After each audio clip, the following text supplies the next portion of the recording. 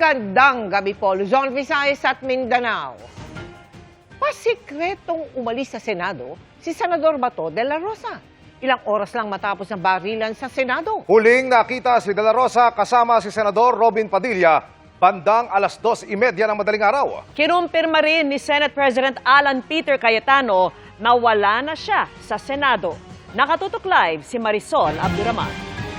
Marisol.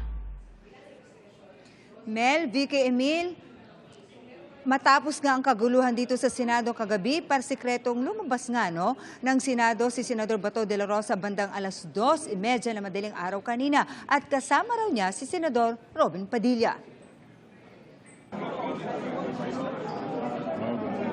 Huling nakita ng media si Senador Bato de la Rosa pasado alas 7 kagabi, pasakay ng elevator sa second floor ng Senado, kasama si Senador Robin Padilla.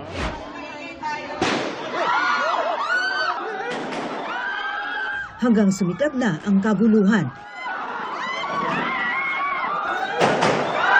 Umilingaw-ngaw ang mga putok ng baril. At nangamba ang mga senador para sa kanilang kaligtasan.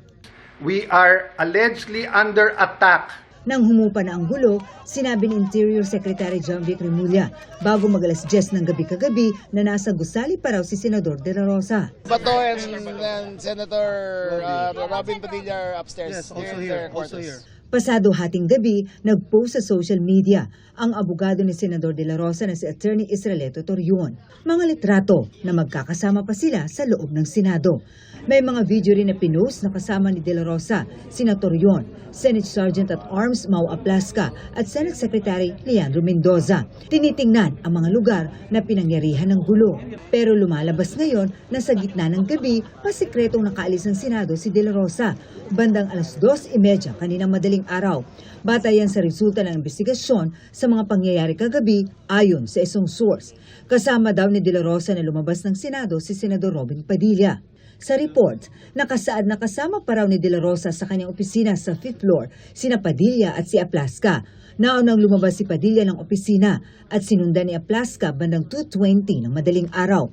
Nakasalubong pa raw ni Aplasca ang isang opisyal ng PNP at sinabing matutulog na raw si Senador Bato. Nagpaalam daw si Bato na pupunta lang sa comfort room pero nalaman ng kanyang police security na sa far exit na siya pupunta at pababa na sa basement. Nakita pa raw ng security si De La Rosa sa 4th floor kasama na si Padilla. Pagdating sa basement, sunubukan daw silang pigilan ng dalawang tauhan ng Office of the Sergeant at Arms o USAA pero hindi nagpapigil ang dalawang senador. Sa official log-in and out ng Senado na ibinahagi ng isang source sa GMA News, makikitang log-out si Padilla ng 2:35 ng umaga pero walang log-out si Senador de la Rosa. Sa report, sinasabing minaneho ni Padilla palabas ng basement ang isang puting SUV na may sakay na isang babae. Base sa report, mula sa kanyang tanggapan, dito sa fire exit na ito ng Senado, dumaan kanina madaling araw si Senador Bato de la Rosa, patungo sa basement parking. Kaninang umaga, bago na kumpirmang wala na si De La Rosa sa Senado, kinumpirma pa ng kanyang mga abogadong Senator Yon at Attorney Jimmy Bondoc na nasa Senado pa si Bato. As of maybe 1 a.m. or something, I was still here.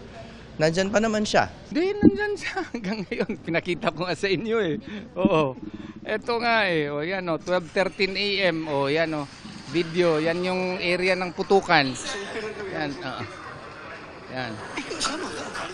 Matapos pumutok ang balitang wala na si De La Rosa sa Senado, tinanong namin ang kanyang abogado kung nasaan na ang senador. Attorney-client privilege po. We cannot disclose anything about Senator Bato now. Hanggang sa mga oras na ito, patuloy nating hinihintay ang official statement mula sa tanggapan ni Senador Bato de la Rosa hinggil nga dito sa sinasabing pag-alis niya kagabi. At gayon din ang magiging pahayag ni Jenner Aplasca doon sa pagkakabanggit sa kanya sa report na nakita pa siyang kasama kagabi. At patuloy pa rin natin tinatawagan si Senador Robin Padilla.